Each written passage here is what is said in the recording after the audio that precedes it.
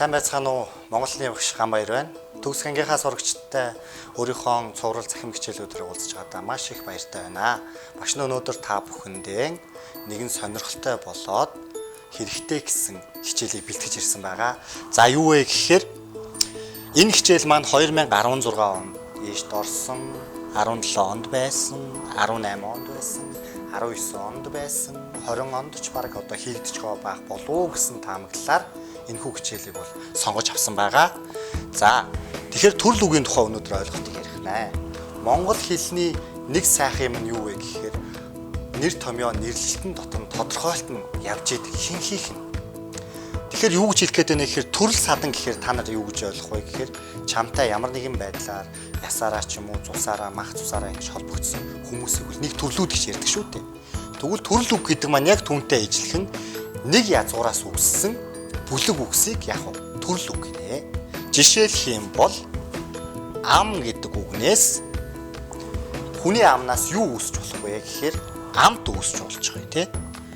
Дараа нь хүний амнаас аманд морины аманд хийдэг амгай үүсч болж байгаа юм. Дараа нь амсар үүсч болж байгаа юм. За бүр үүл үг амал үүсч болж байгаа тий. Тэгвэл ам гэдэг язгуураас энэ дөрвөн үг үүслээ гэж бодвол энэ дөрв яах вэ? Нэг язгууртай буюу төрөл үг болж таарна. Тэгвэл төрөл биш үгийг олоорой гэдэг маань юу гэсэн үг вэ гэхээр эднэр дундаас хамаатан бишийг нь олоорой гэсэн үг үстэй. За тэгвэл энийг яаж мэдэх ёстой юм бэ гэхээр үгийн бүтцээр задлах ёстой бол таарч байгаа. Нэгсэндээ үгийн бүтцээр задлаад язгуурыг таних ёстой юм аа. Язгуураа таних ёстой юм аа. Тэгвэл 19 оны төрөл биш үгийг олцоо хитүүлээ. За энд эхнийх нь үг туур гэдэг үг. За туур гэдэг үгийн язгуур нь туу байж болох юм аа. Мал туудаг тий. Тэрийг туур гэж нэрлэдэг.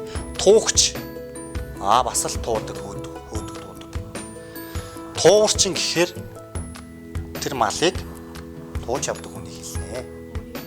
Туурын малыг тууж байгаа. Туурал гэхээр бас туугаас үүсч болж байна. Тэгвэл энд туураг гэдэг үг. Туураг гэдэг маань юу вэ гэхээр Монгол гэрийн одоо бүрээс байгаа тийм үү? Бүрээс, эсхий бүрээс байгаа. Тэгвэл тэр Монгол гэрийн тойруулдаг, хан тойруулдаг эсхий бүрээс туу гэдэг язгуураас үүсэх үү? Хичнээн хоньны ноосоор хийдэг ч гэсэндээ тэр маань бол туугаас үүсэхгүй. Энэ үгийн язгуур нь өөрөө туураг өөр байна шүү дээ. Тэгвэл эднэрээс энэ дөрөв нэг язгууртай, энэ өөр язгууртай учраас төрөл биш нь энэ болж таарч байна, тийм үү? За ингэж задлж олж болно. Хоёрдугаар гэх юм бол зүгээр гаднаас нараад зарим хүмүүс бол гаднаас нар шууд олдог энгийн байдаг. 17 он одоо дуулаг гэдэг маань юу вэ? Малгай дуулаг гэдэг нэг Хүлэг Баатаруудын тухай тийм нэг зургал орж ирж байна. За тэгээд дуулал, дуучин, дөөр, дуудлаг гэдэг. Энэ арын сүүлийн дүр бол дандаа дуу авиатай холбогдолтой өгнөд байж байгаа. Энд нэг төмөр малгай явж байна тийм үү? Энийг л чамайг олоотгоо гэж энэ даалгавар хэлээд байгаа байхгүй юу?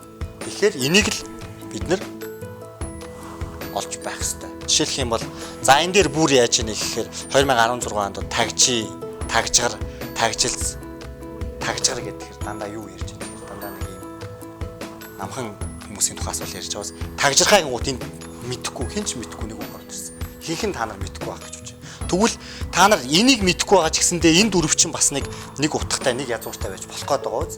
Тэгвэл тагжирхай гэдэг маань төрөл биш үг юм байна. Энэ бол одоо битүүрсэн бүглэрсэн зүйлийг бол тагжирхай гэж ярьдаг юм аа гэдэг. Гэх жишээний. За ингээд та бүхэн одоо үргэлжлэлийг оригоос гэдэг шиг үргэлжлэлийг багшийнхаа захим хичээлээс дэлгэрэнгүй мэдж авцгаагаарай.